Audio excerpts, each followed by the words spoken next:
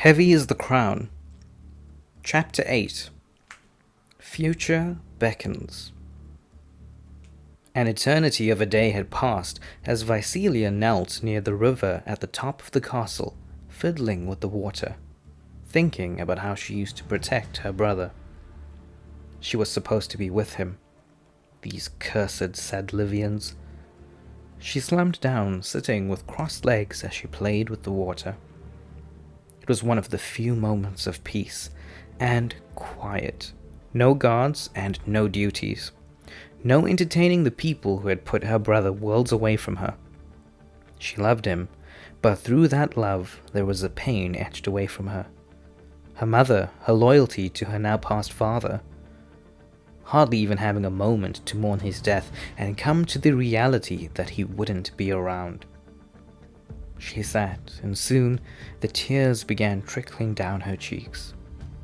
She was queen until Excelsa returned. Her comfort was her brother, but yet these duties called to her. One of her tears dropped into the river and immediately vanished into the midst of rushing water. Her finger softly touched the edge of the river as the water pulled back on her finger, leaving her a message. A discomforting look crossed her face as the sad reality vexed her soul. She rose, wiped her face and headed on down to her room, along with the guards who had been left at the only path to where she had went for solace. She looked at one of the guards and told him to call Theseus because she needed to speak with him and then ensure that all was in order for her guests who would awake shortly. Theseus was waiting for her when she arrived. He was dressed in cream-colored garments and a simple necklace with a ruby. "Your Majesty," he said, while bowing his head, "are the plans that Themis is working on going well? It's vital for my father's wish to be carried out." "Yes, they are. Are you sure you want to follow it to the letter?" "I do," Vicelia hastily replied. She sat on the throne, looking out the door, thinking about her father, how he ruled his people. It was now her responsibility, her burden till her brother returned. If he returned. She sighed deeply. As a child, all she had wanted was her family happy, with playful moments and lasting memories. She didn't have enough memories. It hadn't hit her yet, the finality of what happened. Her little brother was born, and her world was perfection. Now, she was an orphan. Her only immediate family, her brother. She had her uncle, of course, but it lacked the closeness she wished for.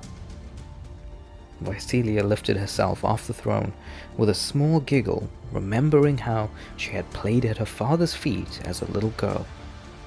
She began to make her way towards the dining hall. Theseus had left when he realized she was lost in thought. He had left to join their guests, who he had heard arriving at the dining hall. They would wait for her. After all, she was queen. She sat and played with the coffee in her cup as the Zadlivians ate. They were the reason for all of this. She looked at their king. Instead of anger, she felt longing. She missed her father dearly.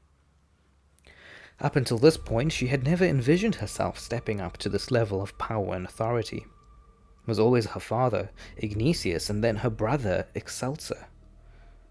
She needed to fill the role Ignatius had left. She got up after eating and left the quiet Zadlivians at the table. She walked to the balcony, where her father had been coronated so many years ago. With her hands on the railings, she took a deep breath and whispered, "I am queen." Themis found her in her room a short while later. "Is Dad's project on schedule? My project?" "Yes, Your Majesty," he answered. "Good," she replied. "Make sure our military is on high alert and continues to train." Themis nodded and left to talk to the general, who in the absence of Excelsa would be first in command to the queen. Claudius had come up to her room. 4 guards in total stood outside her room. 6 if you counted those accompanying Claudius. Archers stood alert all along the rooftop. Vasilia, you wanted me to join you for a walk? Yes. I need you there with me, Claudius, she replied. Where? Asked Claudius. Our secret spot, from when we were 6. They walked outside and made their way toward the rising hill. She ordered the guards halfway up the narrow pass to stay, who unwillingly obeyed. Claudius shapeshifted into a horse as they traveled to the Hill of Peace, a beautiful, misty location above the city. The clouds forming a mist would block the view, creating a secluded area of peace and tranquility. The same place she had been at before breakfast this morning. She was struggling to handle the show, the farce of good relations between her and her family and the Zadlivians. The Hill of Peace was believed to be the first place where 2 kings from both the kingdoms made a peace agreement. Its hidden location was meant to hide away their animosity. Out of sight, out of mind was the reasoning. The wetness from the clouds cleansing them from hatred. The river pool at the top was used to wash away the blood of war. You think we're doing the right thing by following Dad's instructions? Claudius shifted down, sitting looking at the water, legs crossed. It's not the right thing to do in terms of social standards, but is it the right thing in order to protect them from what we think will happen? You? Claudius asked. Vasilia stared at the water. I got a message. That's why I'm convinced that this needs to happen. I kept telling myself everything is fine, but I need to start acting like a leader. Claudius flicked a pebble away from him. Most leaders don't need to make this type of decision, ever. He continued. How did you get a message? It was when I had my hands in the pool. Vasilia was about to continue, but was interrupted. Slow, determined footsteps caught their attention. She quickly fashioned a bow and arrows out of the water, rising into her hands. They stood frozen, waiting for the clearing of the thick fog to give way to the figure's shadow, which grew and grew. As the mist cleared, the vigil walked through. You, Vasilia said quite sternly. You won't need the arrows, Your Majesty. She rolled the water down into the pool while glaring at him. Why are you here? She asked. The vigil took a deep, thoughtful breath. What happened here this morning? He asked. Vasilia sat back down, staring into the water. You bonded with your powers. The water. I sensed it. The powers of an enchanting individual. He looked at her. Most people that I've studied about with your area of expertise, shall we say, never documented their relationship or powers and how they worked.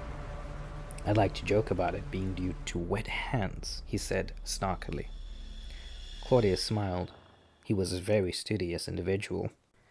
Vasilia looked into the clouds and asked the vigil if she had his support if it came down to the people of Titania and protecting them from a possible darker future. He looked at her eyes, full of pain, kept the answer to himself. Vasilia made sure to keep her hands and skin far from the water. She needed this future to be kept to herself. Only Claudius knew her anxiety.